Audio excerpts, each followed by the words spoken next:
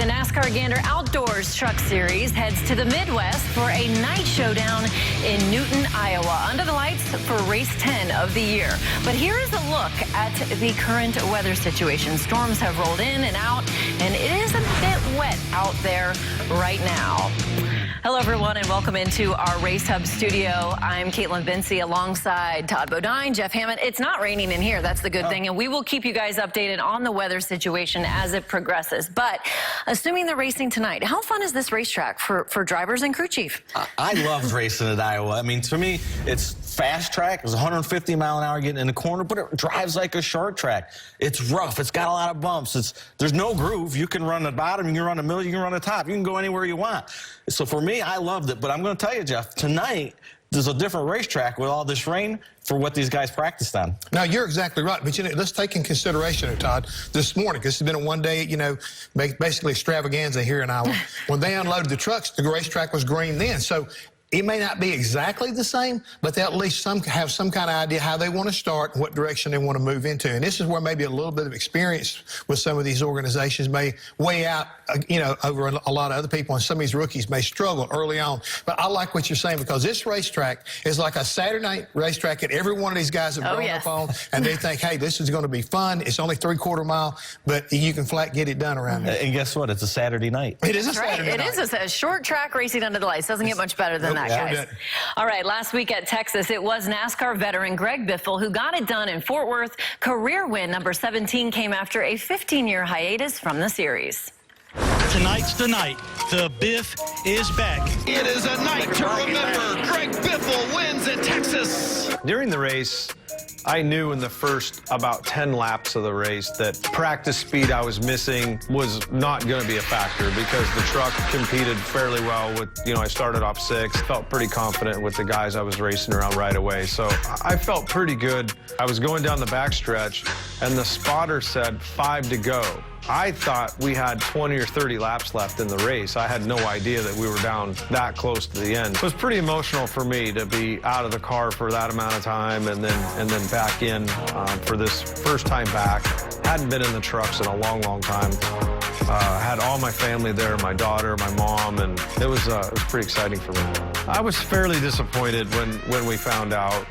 There was a lot of momentum about me coming back, making a comeback, and it was sort of a huge letdown, if you will. I'm disappointed, but at the same time, I'm disappointed for the sport and disappointed for NASCAR.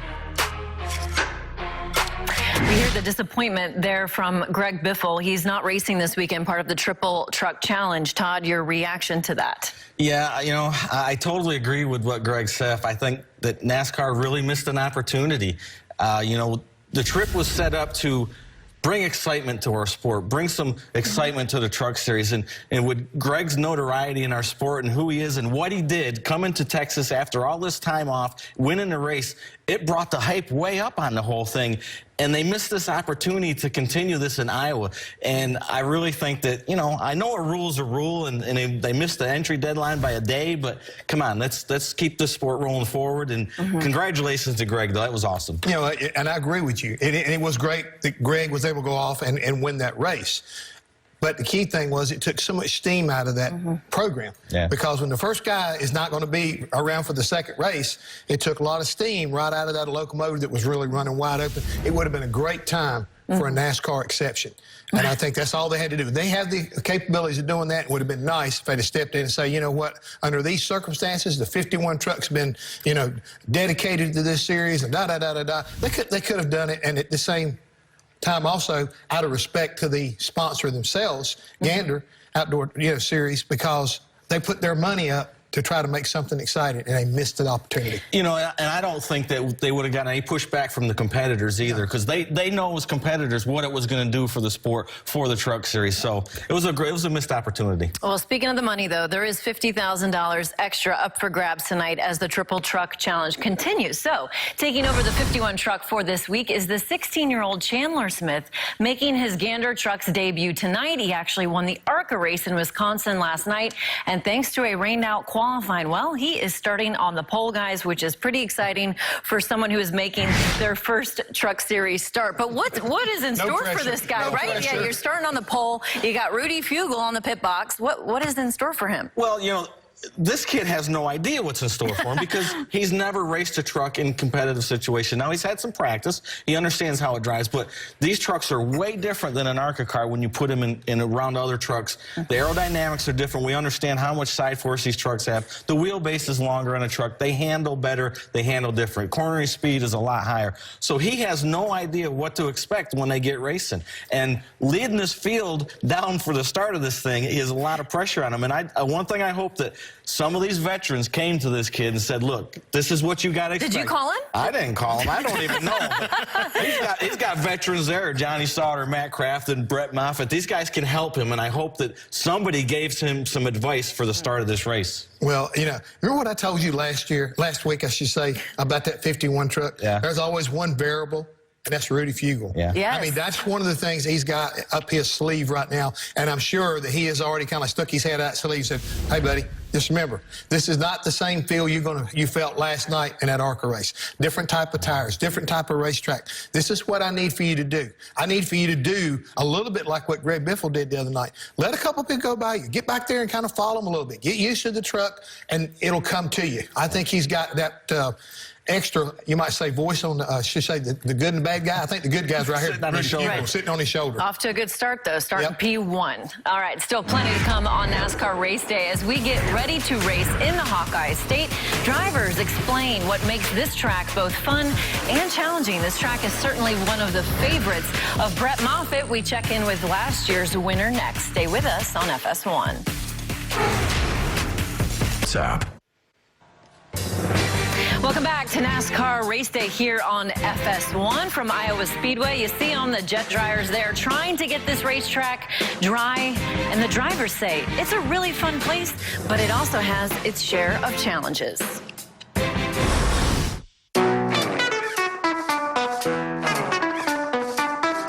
Really looking forward to Iowa. I got my first Truck Series pole there. It was a really cool moment for me, and sometimes I've struggled with qualifying in the past, and that was kind of like the week that I felt like I figured it out, and I put it all together and had a good qualifying session, and I've been qualifying well ever since then. And I ran really well in the race and finished third with a truck that maybe could have won. We had electrical issues in the beginning of the race and fell to the back, so I got a little bit of redemption on my mind going to Iowa. Yeah, I've won there in K&N cars twice, and it's just somewhere I feel really comfortable at. Last year I wrecked running third, and I felt like that was one of our best trucks all year, though. So, you know, on short tracks is a little bit easier, and there's a little bit more competition. So I think winning on a short track means that much more. Iowa's a place that I love. I really like that track. Just haven't run that great there the last couple of years. So I'd say that's probably going to be the most difficult challenge for us. Feel really good about our package. We're going to need to put a little extra effort into Iowa. Iowa's always been a track where I feel like I can knock on the top 5 all day long. I've never won there. We haven't won them. Maybe things go a little bit differently. You do win them. Looking forward to Iowa the most, obviously. That's my hometown. Won there last year. We have a bunch of great partners that were on our truck that race that are coming back for this race, and it's always exciting to get a race in front of all of my friends and family. Well, there's no surprise that Brett Moffitt, the hometown guy, would be looking forward to Iowa Speedway. But we heard them talking about it, so I want to hear your opinions on how this place is fun, but it also has its share of challenges. Well, we heard them all. The one common thing they said is they loved Iowa. And right, yeah. For a driver, it is absolutely a lot of fun. Fast, short track pace. You can run anywhere. The difficulty comes in Iowa is figuring out as a driver where you want to set the truck up, what lane you want it to be in, because I said you can run the bottom, you can run the top, you can run the middle, anywhere you want to go. So in practice, you figure that out, get the truck set up there so that in the race you can move around, you can get it to where you're running the bottom or the top. So it's a lot of fun, but it's a really big challenge, and they got other challenges too. Yeah, they have other challenges because of the fact that you have options here, and strategy is going to be real important. The way this qualifying's work out, all the top good trucks are at the front of the field, so nobody's got any kind of complaints there. But early on, you got to make a decision too, how much you want to abuse your tires, because your tires are going to fall off quite a bit here. As you know, Todd, this race is not going to be over till it's over. Because if you get a caution with about 10 laps to go and you decide you're going to stay out, you could wind up making a big mistake. Remember last year what John Hunter Nemechek did? I think he came in, got a set of tires. He was like 10th. Yeah. They dropped their flag, and all of a sudden, 10 laps later, he was sitting in victory lane because, I mean, he came up through the field like nobody's business. So 4 new tires is a great way to take advantage of somebody making a bad call. Yeah, so we might see some varying strategies there at the tail end of the race. All right, one guy that definitely loves Iowa is Brett Moffitt. In his first shot at Iowa in a truck last season, Moffitt started 16th and worked his way up to lead 76 laps to get his second win of the season. Right now, he is standing by with our Alan Cavana. Kaitlyn, when you walk into the media center here now in Iowa, there's a new addition. There's a big picture of you, Brett Moffitt, last year's winner here. What's that like when you're walking in now and you see that picture, that moment from last season? It was obviously a very special moment for my family, and especially being on Father's Day weekend. That's huge. So, I'd like to go back it up tonight. It's not looking great, but, if we could go to victory lane anytime here in the next 24 hours, that'd be great. New team, new everything, when you come to these tracks now compared to last year. So how tough is that repeating? Can you bring that speed, that magic? What's that like having to do it with a new team here in Iowa?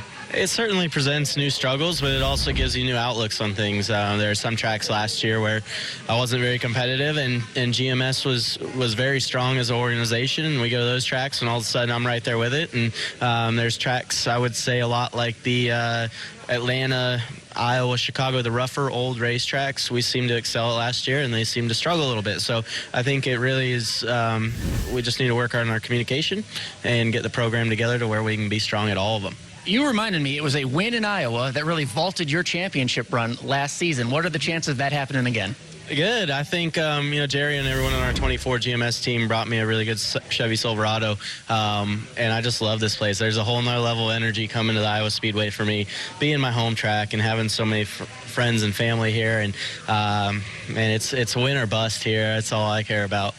Home track. I know his dad's here. How cool would it be to go back-to-back on Father's Day weekend, Kaitlyn? It absolutely would be cool. Very special it would be for both of them. Okay, so I want to look at his performance, Brett Moffitt, our defending champion, looking at this year versus last year at this point in the season with 9 races in the books. What do you kind of make of some of the disparity there in the numbers we see? Well, I think when you see the numbers, they're pretty much self-explanatory, because the big thing is he had 2 wins at this point last year. And when you go down through there, the top 10s and top 5s are very, very, very close. Laps led, very, very close. Even the points. I mean, he's, third a year ago, the 4th this year. They've got good speed, but that communication has got to be stepped up just a little bit. They missed an opportunity earlier in the season because they ran second to a guy named Kyle Busch. I think that might have kind of like impeded that first victory, Todd, but they just need to step up tonight. It sounds to me like he's pumped up and ready to go. Well, I really think tonight could be the night that they step up. Obviously won this race. Obviously he loves this place. You hear it from his voice. But Brett's last 8 short track races, he has an average finish of 5th. That's very impressive. Not only to have that average finish, but he got the truck to the end of the race for all those, and that's important on a short track, doing it with all the fenders on, and it gives you the opportunity to get the victory. And I think tonight could be his night. Yeah, and he's starting 6th for tonight's race. All right, the rain has come and gone out in Iowa. Track drying efforts are continuing. Still hoping we can get these Gander trucks going. Stay with us right here on FS1. My father has meant so much to my racing career. It's unbelievable. It's where it all started. Yeah, without my father, I wouldn't be out here today racing in the truck series. So he means a lot to me in my career. My dad has been a great role model and a influential person in my racing career. He helps me week in, week out. Anytime I got a question, he's the first guy I go to. Happy Father's Day. He goes to a lot of the races with us. We don't let him work on anything. He's never been allowed to work on anything. He still couldn't tell you which way a lug nut goes on. But I love you, Dad, and happy Father's Day. So my dad has meant tons to my racing career. He's the one that got me interested in racing in the first place. I grew up watching him race every weekend, so I wouldn't be where I am without him doing what he does and helping me out along the way. So happy Father's Day, Dad. My father's meant everything to my career. He's what gave me the start. We started racing as a hobby together. He's always been there for me through the tough times and through the good. Last year, I was able to win at my home track on Father's Day weekend, give him the ultimate Father's Day present. I plan on doing it again this week. For some crazy reason, he put me in a race car at 12 years old, so we'll forever be thankful. I'm sure sometimes he wonders why he did it, but it's been great. It brought our family closer together than ever. So happy Father's Day, Dad. Love you, and thank you. I like Ross's comments there. For some crazy reason, my dad put me in a race car. Okay, well, happy Father's Day early to both of you. Thank you. And when we look at the truck series, this is a series where there is quite a bit of involvement from the whole family, really, it seems, especially with the dads. Yeah, you know, the truck series is very unique in that when a young man gets ready to move up in the ranks, he comes from late models or legends cars or even Bandoleros for that matter, the next logical step is trucks. And these guys are young guys. They're still young men. And guess who's standing there beside them? Dad. Yep. You know, making sure that they do the right things and they're acting the right way and getting in that truck. It's very important. So having that support from your father is a big thing. You know, I look at it like this, you know, when you're going up that ladder you referred to, the truck series is almost like college. When you graduate in college, it's time now to go out in the real world and start making your way. And I think this is really the last opportunity for the family, and particularly the dads, to really be involved at the level that you see them. And all of a sudden, you make that next big step to Xfinity and especially in the Cup, they kind of like they disappear a little bit. So I think it's a great opportunity. It's a great time, especially Father's Day weekend, for these guys to give back to those who have given to them. Yep. Absolutely. This weekend, a really special opportunity for a lot of those father-son duos. So here is a look at your front row for tonight's race. Qualifying was rained out and the grid set by the owner's points. That means Chandler Smith is on the pole, and right now he is with Alan. Kaitlyn, young Chandler Smith has been waiting his entire life, all 16 years of it, to make his first series truck start here in the truck series. You got to wait a little longer while we wait out the rain. But what is this anticipation like, waiting to start in a really good truck? Dude, I'm really anxious. You know, we have a really good Stay-Fly Toyota Tundra. Hopefully we get this thing in tonight. I feel like we're going to be just as good tonight if we don't race this thing tomorrow. But overall, Rudy and all the guys have been working their tail off, and I have a really good Toyota Tundra. It's just hopefully the rain fins off and we get this thing in tonight, though. Describe your last 24 hours for me, because at 11 o'clock last night, you're winning an ARCA race in Wisconsin, and then you had to come here. What's that been like for you? Dude, it's definitely been an adventure, but like I told a bunch of people last night, I definitely can't complain because most 16-year-olds can't say what I'm doing right now. So I'm definitely living the dream, and I'm just really beyond blessed at what I'm at. I got to ask, there is not one sense of nerves when I talk to you, when I talk to the people around you about what you're going to go out there and do. You think you can go out there and win the race tonight. Where does that come from? Dude, it's just you got to keep in mind, I got Rudy, all these other guys that's been helping me. It's just they got the experience. I'm learning and I'm doing a little better, and you know, we got the speed out there and the truck's got a really good balance. It's just I'm gonna have to capitalize all night. They're gonna have to do good on pit road, and then if we can put it all in one good package, hopefully we'll be sitting in victory lane. Chandler Smith has won already once this weekend, trying to make it twice this weekend, Kaitlyn. Yeah, Alan, he's definitely going 2 for 2, dude, right? You know? Let me tell you, dude, if he isn't nervous, he's got ice in his veins. I don't know. I'm going to tell you right now, dude, he must have. He has definitely got Alan Cavana speechless to a certain degree. Okay, so we love racing, right? But we also love soccer, and that brings me to these special jerseys that we have. These were made for all of us with our last names on them. USA. We're rooting for the USA. Go ladies, right? It's a great way for us to get pumped up and ready for Game 2 tomorrow. Yes. All we got to do is put our jerseys on and pop some popcorn, and we'll be ready to go. That's right. And Game 1 was really impressive. So don't miss the United States back in action tomorrow on Fox. USA takes on Chile. Coverage gets underway at 11:30 in the morning. We will be rocking our jerseys and rooting on the home team. But the bad weather is clearing, and the track dryers are out in Iowa trying to get it dry in time to get the trucks under the lights. Stay with us here on FS1. Fox. How do you win at Iowa?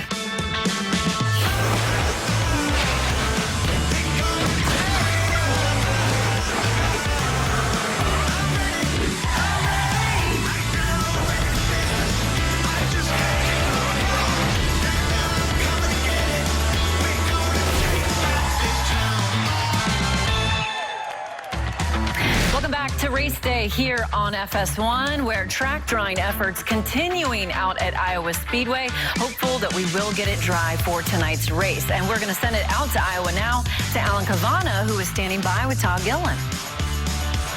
Kaitlyn, I don't find many drivers taller than me, but I found one. Todd Gilliland braved the rain, came out to see us. What's this like for a driver? All the anticipation, all the butterflies that go in, and now we got to wait a little longer. Yeah, exactly. Just practicing in the sunlight. I was melting in there earlier, and now it's cold and dark, but the sun's still out somewhere. So it's just about staying calm, getting in the right mindset.